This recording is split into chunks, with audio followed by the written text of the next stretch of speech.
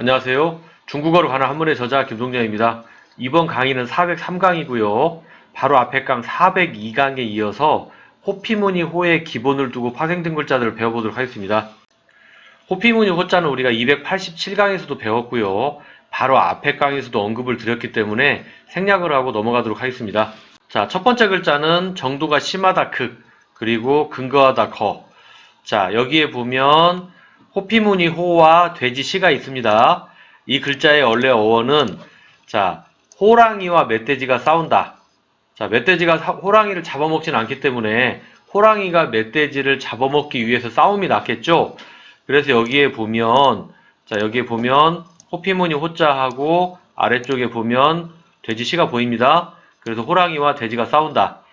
자, 서로가 발톱을 드러내면서 심하게 싸우겠죠. 그래서 오른쪽에 보면 이렇게 칼도자가 들어있습니다. 그래서 둘이 심하게 싸운다. 자, 근데 이거에 간체가 있는데 간체는 집 거자를 사용하였습니다. 자, 거자가 세월이 지나면서 음이 무엇으로 바뀌었다? 극으로 바뀌었다. 한글에서는 거와 극이 완전히 다르지만 중국 사람들 발음으로는 쥐 이렇게 발음합니다. 발음이 같습니다. 자, 집거자는 우리가 363강에서 배웠습니다. 살다 집거를 설명하면서 사람이 오랫동안 눌러앉아 사는 곳은 곧 뭐다? 집이다. 이렇게 할 때 설명드렸고요.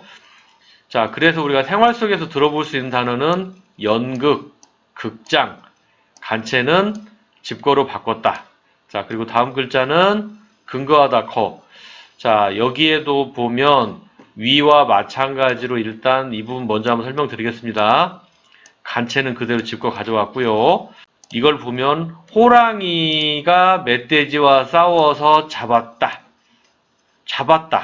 잡았으니까 우리 사람으로 치면 뭘로 잡았다? 손으로 잡았다.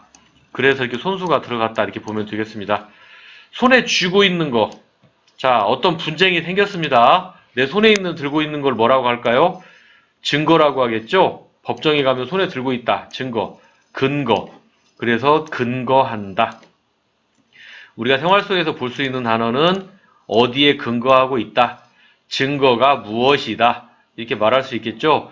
획순이 굉장히 복잡한 것 같지만 사실은 알고 보면 그렇게 어려운 글자가 아닙니다. 자, 그래서 우리가 정도가 심하다 극, 그 다음에 근거하다 거를 배웠습니다. 자, 다음 글자는 곳, 장소, 처, 그리고 놀다, 희입니다. 자, 곳, 장소, 처. 여기에 보면, 자, 호피무늬 호자는 당연히 들어가 있고요. 그 다음에 여기에 보면, 자, 걸어가다, 치자가 일단 보입니다. 걸어가다, 치. 자, 옆에 있는 글자를 같이 쓰기 위해서 이렇게 다리를 늘린 겁니다. 그리고 오른쪽에는 뭐가 들어있죠? 안석, 괴가 보입니다. 갑자기 안석이라고 하니까 예전에 배운 거 기억이 안 날 수 있어서 같이 가져왔습니다. 이게 안석입니다. 옛날에 사람들이 옛날에는 의자에 앉지 않고 방바닥에 앉았기 때문에 허리가 아픈 사람들을 위한 팔걸이다 이렇게 생각하시면 되겠습니다. 그러니까 여기에 팔을 올렸다 그 말이죠. 자, 그리고 다리가 여러 개 있어서 중국 사람들은 몇 개라는 의미로 사용한다고 말씀드렸고요. 여기에다가 다리를 올릴 수도 있겠죠. 꼭 팔만 올린다고 볼 수는 없고요. 그냥 누운 자세로 여기다 다리를 이렇게 올릴 수도 있겠습니다. 그것을 감안을 해서 앞쪽으로 와보면 자, 안석에 다리를 걸터 앉았다. 자, 그러니까 다리를 의미하는 거는 걸어가다 치가 된 겁니다. 그리고 거기에다가 어디에 올려놨다? 안석에다 올려놨다. 자, 그래서 이게 나중에 의미가 발전해서 또는 호랑이가 앉아있는 곳을 얘기한다. 어떤 장소, 어떤 곳, 처. 자, 다친 곳을 두 자로 뭐라고 그러죠? 상처다. 다친 곳.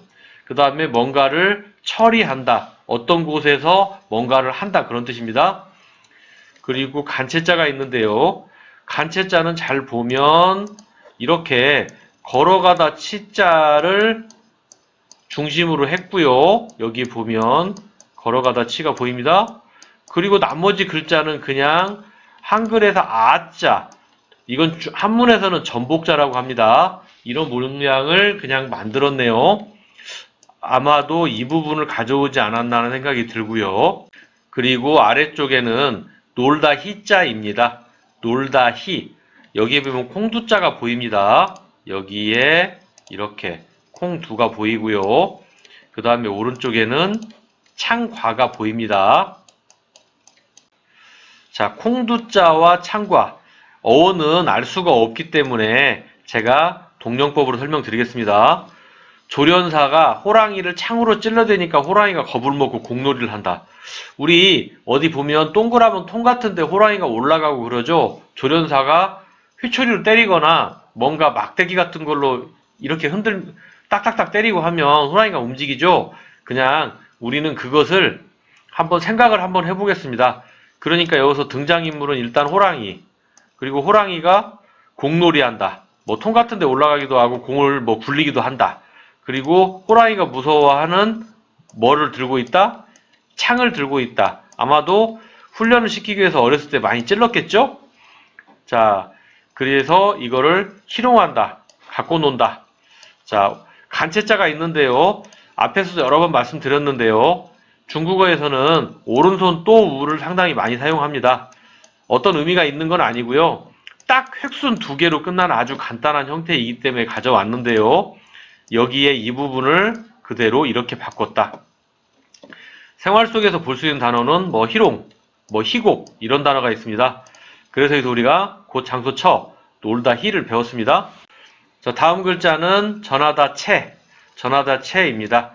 자, 어원은 알 수가 없고요. 호랑이를 어떻게 했다? 나무 틀에 가든 호랑이를 싣고 옮긴다. 어디에 전달했다? 동물원에 전달했다. 이렇게 보시면 되겠습니다. 전달하려면 호랑이를 태우고 어딘가 갔겠죠? 그래서 일단 가다 지자가 붙었고요. 그 다음에 호랑이니까 당연히 이 안에 호피무늬 호는 들어갔고요. 그 다음에 나머지 호랑이를 싣고 가는 틀, 나무 틀이 있어야 거기에 호랑이를 넣었겠죠. 자, 나무 틀 안에 호랑이를 넣고 그거를 차에 태우고 동물원에 전달했다, 전하다 이렇게 보시면 되겠고요.